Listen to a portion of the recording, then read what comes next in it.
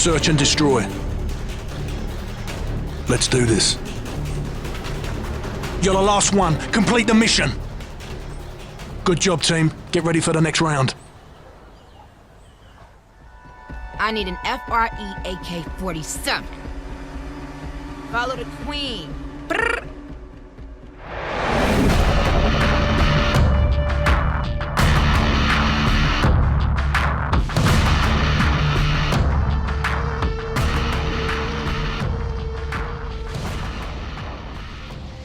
There used to be a time when Call of Duty got made fun of for becoming too Hollywood, kind of like the Michael Bay of video games. But at the same time, it was still serious and did its own thing very well.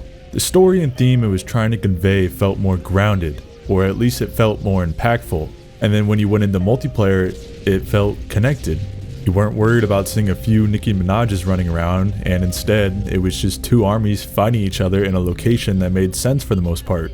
Sure, none of what I will talk about will affect gameplay, doesn't affect how well the game runs, and it sounds like a stupid thing to gripe about, right? But there's nothing wrong with preferences. That's something we should talk about when it's the game we get to enjoy after all. Call of Duty has changed things that I think just give it a silly look and atmosphere, and this falls mostly in the multiplayer, but a little in other modes too. No one disagrees when the highest priority should be set on making the game satisfying to play, but with each video game that is successful, it typically has a charm that makes the game feel more proper. If you were to boot up Modern Warfare 2, the original one, and you just sat there in the menu for a little bit, what type of mood does it put you in? For me, I'm thinking, yeah, this is Modern Warfare. You can identify it by its music, the background, and the images correlating to each mode. Then when you think back on each game, you remember it by what was conveyed. Modern Warfare was exactly what you would think. It was a modern take on war, and you got that feeling throughout every single mode you played. What I'm trying to get at is a theme, a unified theme. You shouldn't ever underestimate the power of this. A theme can help immerse you into the game. I for sure want to be immersed. Don't you? Jumping around from campaign to spec ops to then multiplayer, it all had a similar look. The battlefield of an army against another army helped immerse you into the game. You were just another soldier, not an operator fighting other operators, especially a Nicki Minaj operator. Her being in Call of Duty kinda just lives rent-free in my head at this point. I for one prefer playing as soldiers that I don't know anything about, but have a cool aesthetic to them. I definitely don't mind campaign characters being in there either, but I think it's much better when everything just makes sense. Playing as specific armies against other armies isn't just all about their character look either. It can leak into several elements, one of those being the announcers. Enemy AC 130 above! Do you remember when each faction would have their own announcer and actually sounded like they belonged there? Some would give their heart and soul into the callouts. We've been EMP'd! Electronics are down! The enemy's taking our flag! Friendly Predator missile incoming. Friendly AC-130 in the air. Enemy AC-130 above. Mission failed. We'll get them next time. The battle is lost, but the war has just begun. Tactical nuke inbound. No! They've captured our flag! Enemy has all positions! Fight back! Counter UAV up. They're blind. Enemy AC-130 above! No! They've captured our flag! I used to love hearing the announcers from every game because they fleshed out the atmosphere of each match. To help maps feel more unique, there wouldn't be just any random faction thrown in. It would be a more proper faction for the map that made sense. Free for all! Free for all!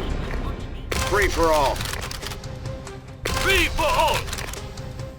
And the games would typically have several options to select from when it came to maps. You look at a game like Black Ops 1 and you have several different options that would change dependent on the map you played. The soldier you specifically played as was determined by certain perks you had selected, but what do you see when you browse through all of these characters? They all make sense, they fit the theme, and they look like real soldiers. You had 6 different factions with some variety when going between different environments. There also used to be different music themes when starting a match. Search and destroy. Search and destroy. Search and destroy. Search and destroy. Even if you didn't think much of this while playing, you could just feel the difference when hopping between the older Call of Duty games to the newer ones. There just isn't sense of this anywhere in the multiplayer. All random operators that make the game look like one big giant ad. I understand microtransactions are a thing, and that's a huge way companies make their money, but what's stopping them from having boundaries in what they make? Instead of releasing Homelander, release some cool ranger or anything that fits the theme of the game. Multiplayer used to mold into the theme. Now you jump into it and it's all a jumbled mess of random things. Call of Duty is about war and the events from them. It used to be about committing to a theme and staying true to it. If it was World War II, then you would get a darker horror take on it with something like World at War. If it was during modern times, then we would be seeing higher stakes with more advanced weaponry. Bringing back the aesthetic would help change the tone of the game and give it a true theme that it could be known for.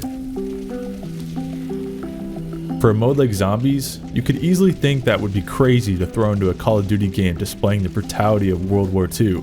It doesn't make sense, it isn't realistic, but it also used to stay true to itself. It was its own universe after all, and it did take itself seriously. Zombies as a mode was something different. It wasn't replacing anything and didn't derive from the experience of others. Multiplayer would still play the exact same, and so would campaign. Nothing would ever really bleed over to those modes. But you could also say that there was an invasion in the mode of Zombies. The invasion of operators that seemingly have less soul than a basic soldier or character that look like they would belong there. The campaign has started molding into Zombies with all our characters being in the universe now. Nothing feels unique anymore. It all is starting to feel overwhelmingly generic. That's pretty much where I think Call of Duty is at. The gameplay is an entirely different beast, but when we talk about its charm with each game's theme, a lot of it has just become bland and doesn't make any sense. It may seem like something small, and it's definitely something not a lot of people would care about, but it does make a bigger difference than lots would think. You can make fun of older Call of Duty all you want, but it used to have themes that it stuck true to. They were serious about displaying different eras of war, and when it came to alternate modes such as Zombies, they approached it as its own thing. Booting up a Call of Duty game used to come with a distinguishable look that you could quickly identify it by. That would be carried throughout in several different ways. But the part where COD can still be considered serious would have to be only the campaign at this point. The story for the most part is still serious, and basically the only mode that I think actually takes the theme of the game seriously. I still get immersed into the experience and it feels proper, but there is something you could pick apart from it. Everything can feel too hero focused. There was moments where you would again just be another soldier. You could be anyone and you jump into their perspective as they fight through the events of the game. There was a balance of this. The storytelling often had you jumping from character to character to eventually lead to the ending of the game where everything would unfold. It had a certain way about it that made the story feel more grand in scale, like these events were truly more than just our main cast of characters. It made characters like Ramirez become a living legend amongst fans even though he was a silent protagonist with little backstory. But it also had guts. Things like gore and torture scenes like in World at War makes the game feel more serious. A mission like No Russian left impacts on the players and went as far as being controversial in the media. Things like that set the dangers in a story and makes a villain someone to not take lightly. Plot armor on characters also plays things too safely and doesn't present any danger to our cast if we always know they are going to end up surviving it. I think that, in a way, has creeped into the game as well. But when Call of Duty took itself seriously, it was able to captivate gamers across all modes they would play.